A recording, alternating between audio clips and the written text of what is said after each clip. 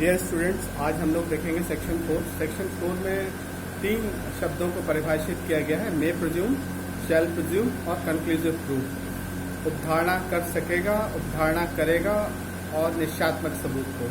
तो यहाँ पर जो उपधारणा जो शब्द है, पहले हम लोग इसे समझेंगे, फिर हम लोग समझेंगे कि उपधारणा कर सकेगा क्या अर्थ है, उपधारणा करेगा क्या अर्थ है और निश्चयात्मक सबूत का क्या अर्थ है। उपधारणा शब्द का अर्थ यहाँ पर जो है साक्ष्य विधि में हम इस तरह से ले सकते हैं कि जब भी कोई तथ्य आप न्यायालय के समक्ष रखते हैं तो वहाँ पर आपको ये आवश्यकता होती है कि आप जो है उस तथ्य को सबूत के द्वारा, साक्ष्य के द्वारा से साबित करें। आप न्यायालय के समक्ष कोई भी तथ्य आप रख रहे हैं तो वहाँ पर न्यायालय उसके सबूत की मांग करता है, उसे साबित करने की बात कहता है कि आप इसे साबित करिए।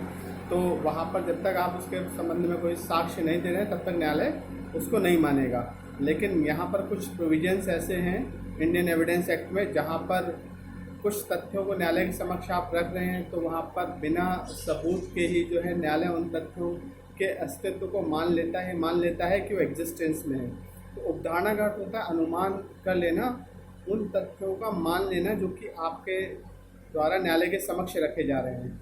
तो यहाँ पर जो है कुछ प्रोविजंस ऐसे हैं, कुछ धाराएं ऐसे हैं जहाँ पर न्यायालय को ये शक्ति दी गई है कि आप न्यायालय के समक्ष अगर कोई तथ्य रखते हैं तो न्यायालय जो है वहाँ पर बिना आपसे सबूत मांगे उनके बारे में ये अनुमान कर सकता है कि आपके द्वारा जो तथ्य जो रखे गए हैं वो एग्जिस्टेंस में हैं।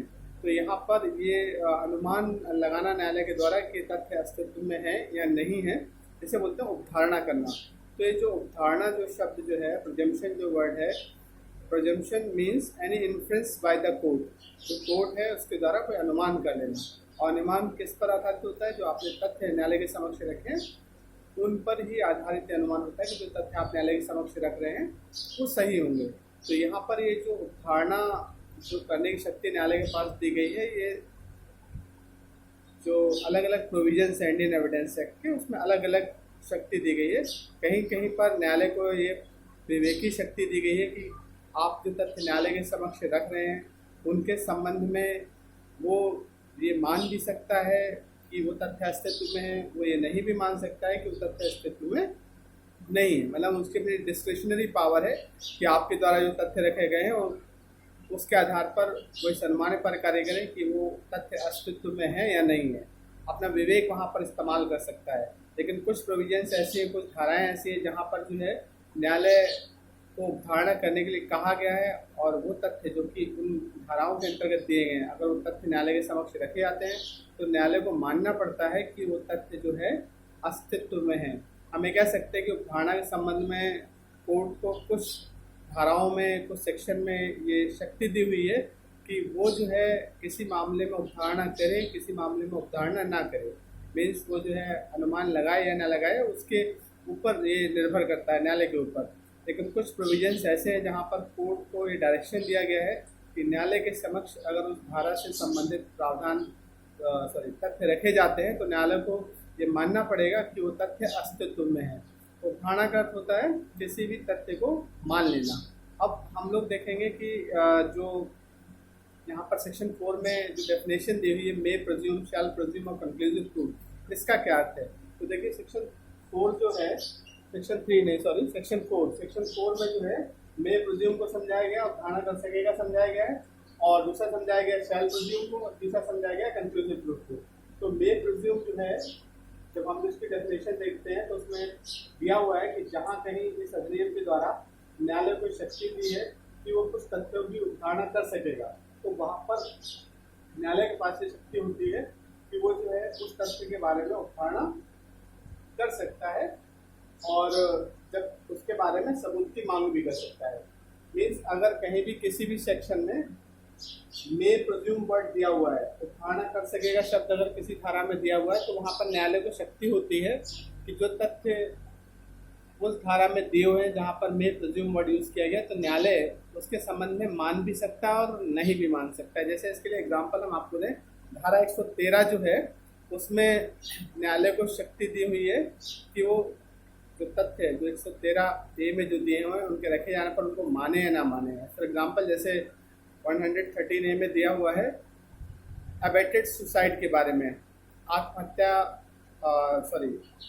जो आत्महत्या है वो दुष्प्रेरित है या नहीं है उसके संबंध में दिया हुआ है। 113 में दिया हुआ है कि जहाँ कहीं प्रश्न ये है कि कोई विवाहित स्त्री जो है उसने आत्महत्या जो है स्वाभाविक तौर पर की है या ऐसी आत्महत्या जो है दुष्प्रेरित आत्महत्या थी, तो वहाँ पर दिया हुआ है सेक्शन 113A में कि जहाँ कहीं न्यायालय के समक्ष ये तथ्य रखा जाता है कि जो विवाहिता स्त्री थी उसने अपने विवाह के 7 भीतर के अंदर आत्महत्या की है और वहाँ पर उस स्त्री के साथ जो है उसके पति ने या उसके रिश्तेदारों ने उसके साथ क्रूरता की थी, तो न्यायालय मान सकता है कि ऐसी आत्महत्या जो है दुष्प्रेरित आत्महत्या है। तो यहाँ पर शब्द यूज किया गया है कोर्ट में प्रज्यूम। न्यायालय ये उद्धारणा कर सकता है कि ऐसी आत्महत्या क्या है, दुष्प्रेरित आत्महत्या है, मीन्स उसे जो है उसके लिए उकसाया गया है। धारा 113 में न्यायालय को क्या शक्ति दी गई है, मे प्रज्यूम, मतलब उद्धारणा कर सकने की शक्ति दी हुई है कि अगर 113 वाले तथ्य न्यायालय के समक्ष रखे जाते हैं, 113A वाले तथ्य न्यायालय के समक्ष रखे जाते हैं, तो न्यायालय जो है उसके संबंध में मान सकता है कि ये तथ्य जो रखे जा रहे हैं अस्तित्व में है या नहीं है, क्योंकि वहाँ वर्ड यूज किया गया है the court may presume that the suicide is abetted suicide. वहाँ पर एक वर्ड यूज किए गए, शब्द यूज किए गए हैं। न्यायालय मान सकेगा कि आत्महत्या जो है वो दुष्प्रेरित आत्महत्या है। तो मान सकेगा मतलब क्या है, यहाँ पर मे वर्ड यूज किया गया है, मीन्स न्यायालय को शक्ति दी गई है कि वो माने या ना माने। अगर न्यायालय के समक्ष तथ्य रखे जाते हैं कि विवाह के 7 वर्ष के भीतर महिला ने आत्महत्या कर ली है और उसके लिए जो है उसके पति उसके नातेदार के द्वारा उसके प्रति क्रूरता की गई थी, तो यहाँ पर जो है ऐसी आत्महत्या के संबंध में उद्धारणा करने की शक्ति न्यायालय को दी हुई है 113A में, जो मान भी सकता है कि ऐसी आत्महत्या दुष्प्रेरित आत्महत्या है या साधारण आत्महत्या है। कोर्ट का अपना पावर है। तो जहाँ पर मे वर्ड यूज होता है किसी भी धारा में, वहाँ पर न्यायालय के पास शक्ति है उस तथ्य को माने या ना माने जो कि धारा में दिया हुआ है। तो मे प्रज्यूम जो वर्ड जो है किस किस धारा में यूज किया हुआ है ये हम लोग देखते हैं। सेक्शन 86, 87, 88, 90, 90A और 113A, धारा 114। धारा 114 में कई सारी उदाहरणाएं दी हुई हैं, वो सब जो है मे प्रिज्यूम से रिलेटेड है। जैसे उसमें दिया हुआ है कि अगर 114 में दिया हुआ है इलस्ट्रेशन ए में कि अगर चोरी के तुरंत बाद किसी के पास कोई सामान मिलता है चोरी का, तो उसके बारे में न्यायालय ये मान सकता है कि हो ना हो चोरी उसी व्यक्ति ने की है। तो यहाँ पर वर्ड यूज किया गया है 114 में मे प्रिज्यूम। न्यायालय उदाहरणा कर सकता है, उसके समक्ष ऐसा तथ्य आता है, तो मान भी सकता है नहीं भी मान सकता है। न्यायालय के समक्ष ये तथ्य रखा गया, भाई चोरी के तुरंत बाद इनके पास माल मिला है, तो कोर्ट बाध्य नहीं है कि माने की चोरी इन्होंने की है। कोर्ट मान भी सकता है नहीं भी मान सकता है। क्यों? क्योंकि 114 में न्यायालय को शक्ति दी हुई है, उसका अपना विवेक है, माने या ना माने। किस कारण से ये शक्ति मिली है? क्योंकि वहाँ पर वर्ड यूज है मे। और तो इसका तो हम लोग देखते हैं शैल प्रिज्यूम। जहाँ कहीं अधिनियम में जो धारा दी हुई है और उसमें अगर शैल प्रिज्यूम वर्ड यूज किया गया है, तो शैल प्रिज्यूम का मतलब होता है न्यायालय को मानना ही पड़ेगा अगर वो तथ्य न्यायालय के समक्ष रखे जाते हैं। इसका हम लोग एग्जाम्पल देखेंगे 113B में। 113B जो आपका बताता है डाउरी डेथ के बारे में। तो डाउरी डेथ में दिया हुआ है कि जहाँ कहीं कोई विवाहिता स्त्री है उसकी हत्या कर दी गई है और उसमें दिखाया जाता है कि उसकी हत्या से कुछ समय पहले उसके पति ने या उसके रिश्तेदार ने दहेज के लिए उससे मांग की थी, उसके लिए उसे प्रताड़ित किया था। तो यहाँ न्यायालय मानेगा, the court shell presume the death is dowry death. वहाँ पर न्यायालय को मानना पड़ेगा कि वो डेथ कैसी है, वो जो है डेथ आपका दहेज मृत्यु है, वो डाउरी डेथ है। ऐसा क्यों माना जा रहा है इन तथ्यों के बारे में? क्योंकि 113B में वर्ड यूज किया गया है द कोर्ट शैल प्रिज्यूम। वहाँ पर शब्द यूज किया गया है न्यायालय उद्धारणा करेगा। तो करेगा का अर्थ हो गया यहाँ पर कि न्यायालय को मानना ही पड़ेगा उन तथ्यों के बारे में कि वो तथ्य अस्तित्व में है और साथ ही साथ जो है वो मृत्यु कैसी है, वो दहेज मृत्यु डाउरी डेथ है। तो 113B जो है इसका एग्जाम्पल है शैल प्रिज्यूम का। इसके अलावा कुछ अन्य सेक्शन है जहाँ पर शैल प्रिज्यूम वर्ड यूज किया गया है, मीन्स न्यायालय को उन तथ्यों के आधार पर ये शक्ति दी गई कि उन तथ्यों के अस्तित्व को मानेगा। यहाँ पर न्यायालय का अपना विवेक की शक्ति इस्तेमाल करने की शक्ति नहीं दी गई है। अगर इन धाराओं से संबंधित तथ्य रखे जाते हैं तो न्यायालय को मानना ही होगा कि वो तथ्य अस्तित्व में है। और ये प्रोविजन जो है आपका 79 to 85A-B-C है, 89 है, 113B है, 105 है, 108 है। 113 मैंने भी आपको समझाया था एग्जाम्पल के लिए। 108 में दिया हुआ है कि जहाँ कहीं कोई व्यक्ति जो है लगातार 7 साल तक जिसके बारे में कुछ भी ना सुना गया हो, तो वहाँ पर न्यायालय को शक्ति दी गई कि कोर्ट शैल प्रिज्यूम न्यायालय जो अवधारणा करेगा कि ऐसा व्यक्ति अब अस्तित्व में नहीं रहा, मतलब उसकी मृत्यु की अवधारणा करने की शक्ति दी हुई है 108 में, कि जहाँ निरंतर 7 वर्ष तक किसी व्यक्ति के बारे में नहीं सुना जाता है तो कोर्ट वहाँ पर मानेगा कि ऐसे व्यक्ति की मृत्यु हो गई है। मतलब 108 वाले फैक्ट अगर न्यायालय के समक्ष रखे आते हैं तो न्यायालय को मानना होगा कि इस व्यक्ति की डेथ हो चुकी है, जिसके बारे में 7 साल तक किसी व्यक्ति ने कुछ भी नहीं सुना है।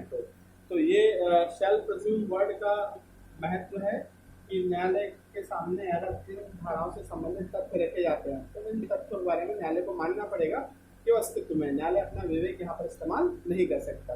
यहाँ पर अब हम लोग बात करते हैं कि जो मे प्रिज्यूम है, जो शैल प्रिज्यूम है, जो धारणा की जो शक्ति दी हुई है धाराओं में, तो क्या इनको खंडित किया जा सकता है? यस।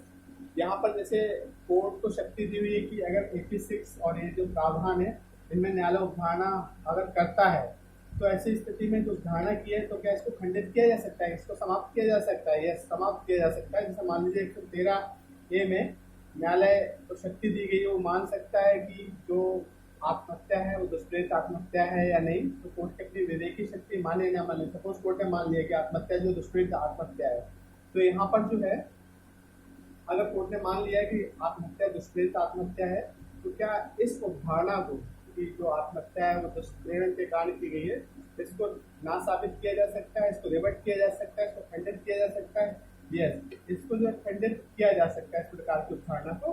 अगर कोर्ट ने मान लिया कि आत्महत्या जो दुष्प्रेरण के कारण हुई है, तो जो दूसरी पार्टी है वो उसके खिलाफ अगर कोई सबूत पेश करती है तो न्यायालय के द्वारा जो धारणा की गई है उसको खंडित किया जा सकता है। ठीक इसी तरह से जो शैल प्रिज्यूम है, जहाँ पर कोर्ट को विवेकी शक्ति जो है नहीं दी गई है, न्यायालय के समक्ष अगर ये तथ्य रखे जाते हैं धाराओं से संबंधित, तो इनमें जो तथ्य दिए हैं उनके बारे में न्यायालय को मानना होता है कि वो अस्तित्व में है और उसके अनुमान पर कार्य करना होता है। तो मान लीजिए अगर 113B वाले तथ्य न्यायालय के समक्ष रखे गए कि 7 साल के भीतर कोई विवाहिता स्त्री है, उसकी मृत्यु हो गई है और मृत्यु जो है सामान्य परिस्थिति में हुई है और उसकी मृत्यु से ठीक पूर्व उसके पति ने, उसके रिश्तेदार ने दहेज की मांग की थी, तो कोर्ट यहाँ पर क्या मानेगा? क्योंकि वहाँ पर शैल प्रिज्यूम वर्ड यूज किया गया और धारणा करेगा शब्द यूज किया गया न्यायालय के लिए, तो न्यायालय को मानना पड़ेगा कि मृत्यु कैसी दहेज मृत्यु है। तो मान लीजिए अगर कोर्ट ने मान लिया कि दहेज मृत्यु है, तो यहाँ पर जो है क्या ऐसी अवधारणा को खंडित किया जा सकता है? यस, ऐसी अवधारणा को भी खंडित किया जा सकता है इसके अगेंस्ट सबूत देकर। अगर कोई सबूत है कि भाई ये कोर्ट का प्रिजम्पशन की है दावी डेथ के बारे में, तो अगर इसके अगेंस्ट कोई भी एविडेंस पार्टी दे पाती है तो ऐसी अवधारणा को भी खंडित किया जा सकता है। मीन्स ये दोनों जो धारणा है, मे प्रिज्यूम और शैल प्रिज्यूम, इनको रिबट किया जा सकता है, इनको खंडित भी किया जा सकता है। तो आज हम लोग इसमें इतना ही देखेंगे। इसके बाद नेक्स्ट वीडियो में हम लोग देखेंगे कंक्लूसिव प्रूफ का क्या होता है।